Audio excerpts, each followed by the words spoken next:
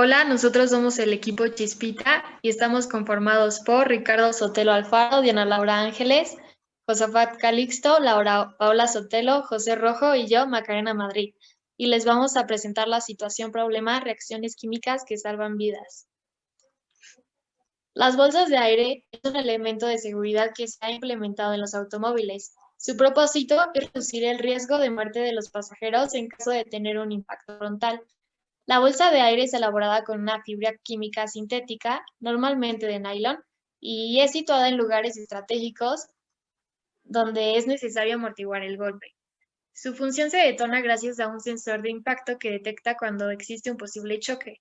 De esta forma comienza a inflarse con ayuda de reacciones químicas en un lapso de aproximadamente 3 centésimas de segundo.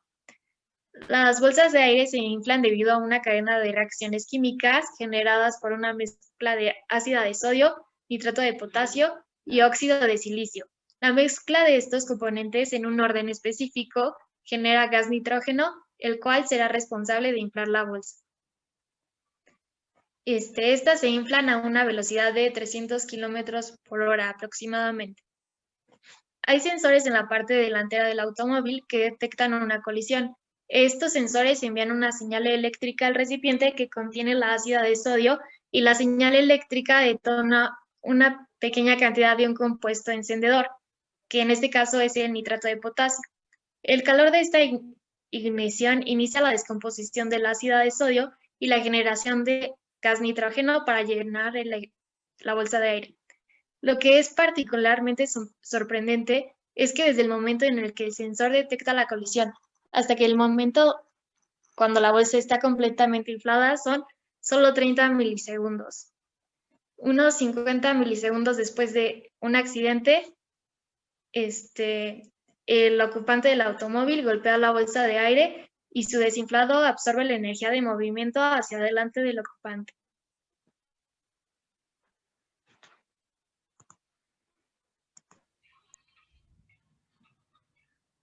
Bueno, para que suceda el inflado de la bolsa de aire, nosotros necesitamos tres reacciones en etapa, las cuales son las siguientes.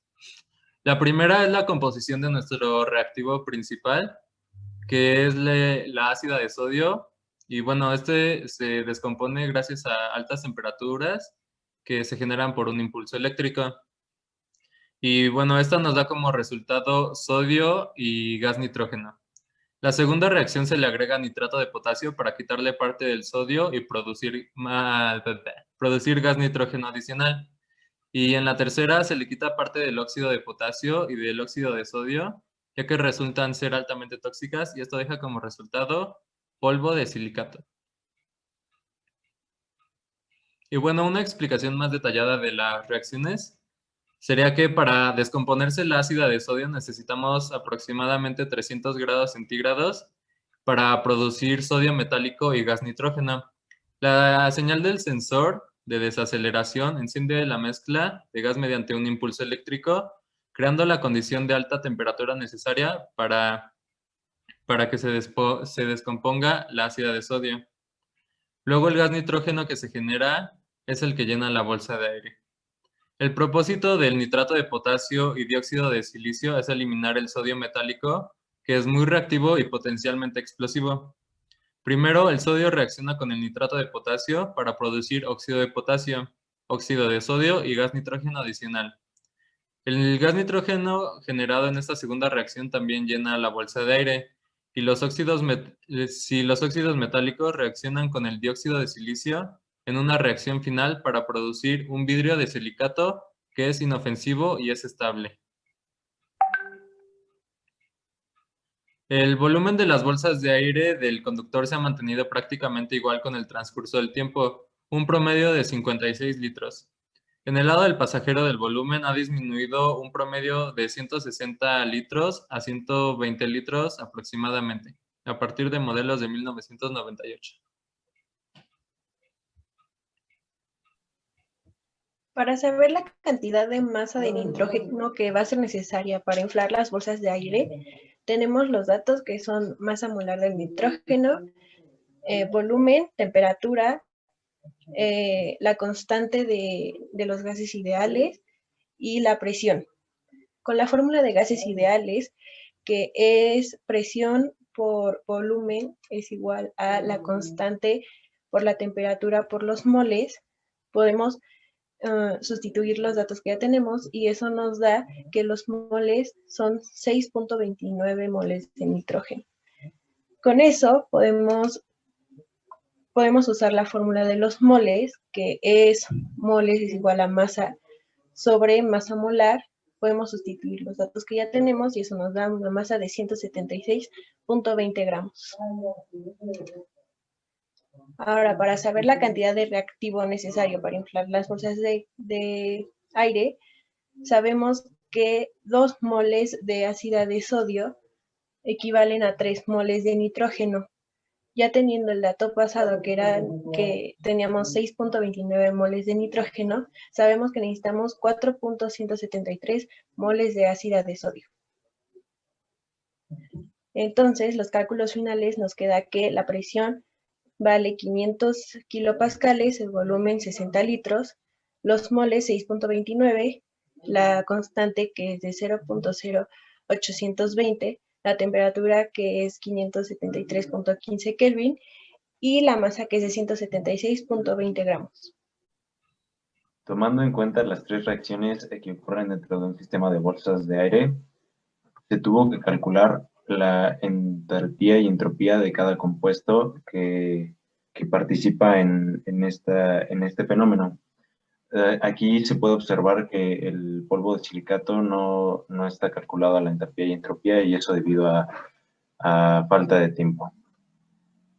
Considerando la ecuación que contiene el número total de moles para inflar la bolsa del aire, obtenemos la entalpía, entropía y energía libre de Gibbs, tomando en cuenta las siguientes fórmulas, donde la entalpía es la diferencia de la entalpía de los productos menos la entalpía de los reactivos, la entropía es la diferencia de la entropía de los productos menos la entropía de los reactivos, la energía libre de Gibbs es la entalpía menos el producto de la temperatura en kelvins por la entropía de los reactivos. Habiendo dicho esto, con la entalpía de los compuestos nos da una entalpía total de menos 90.595 kilojoules. La entropía nos da 1014.038 joules sobre Kelvin o 1.014 joules sobre Kelvin. Y la energía libre de Gibbs nos da un total de menos 671.7691 kilojoules. Bueno, con esos datos obtenidos de manera general, que son los necesarios para la bolsa de aire que consideramos, también realizamos el cálculo de la energía absorbida o liberada en la reacción principal, en la entalpía, entropía y energía libre de Gibbs. Para todos estos fue entalpía, productos menos reactivos, entropía, productos menos reactivos y energía libre de Gibbs, entalpía menos la entropía por la temperatura. La siguiente, por favor. Bueno, para saber si la reacción con la que estamos trabajando es exotérmica o endotérmica, tenemos que considerar primero que la magnitud que nosotros estamos obteniendo, si tiene un valor positivo, significa que va a ser endotérmica. Si tiene un valor negativo, va a ser exotérmica. Y como el valor que obtuvimos fue de menos 90.59 kilojoules, la reacción va a ser endotérmica. Un planteamiento que se nos daba era que debíamos calcular la temperatura a la que el delta de la energía libre de Gibbs iba a ser negativo, es decir, que iba a ser espontánea. Entonces, igualamos nuestra ecuación a 0 y de ahí despejamos para la temperatura y eso nos quedó menos la entalpía sobre la entropía. Y obtuvimos un valor de menos 98.33 kelvins. Si tenemos una temperatura menor a eso, nuestra reacción va a ser espontánea, lo cual no es tan favorable porque se necesitaría mucha más energía para llegar a ese valor.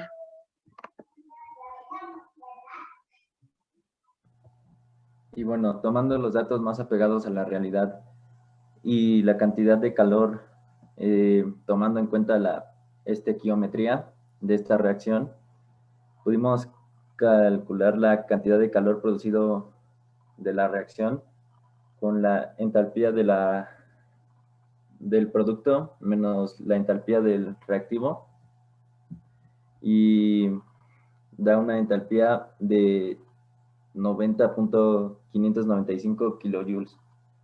Y como esta entalpía tiene un valor final positivo, por lo tanto necesita calor para que suceda.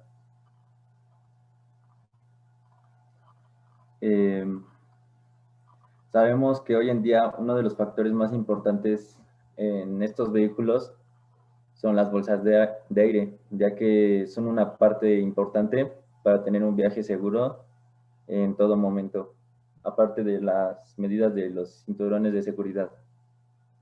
Según registros, se salvan a cerca de 2.300 vidas gracias a las bolsas de aire. Dato que sin duda nos haría pensar que sin estas, las muertes por accidentes vehiculares incrementarían de una manera preocupante. Con esto, las reacciones empleadas en las bolsas de aire fundamentan una parte muy importante a la hora de salvar vidas. Se puede decir que cada reacción necesita factores y condiciones específicas para que se infle y cumpla correctamente con su propósito en el momento correcto.